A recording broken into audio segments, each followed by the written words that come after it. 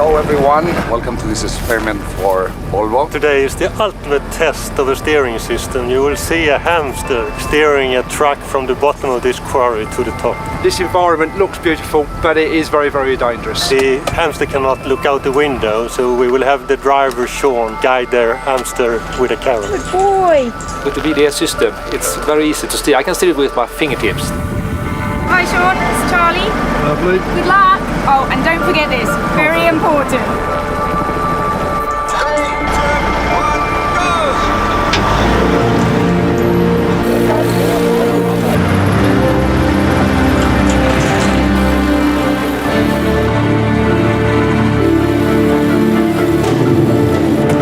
Careful Sean, the rocks are loose by the edge.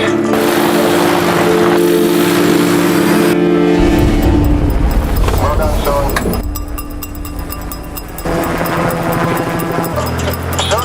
Careful Sean.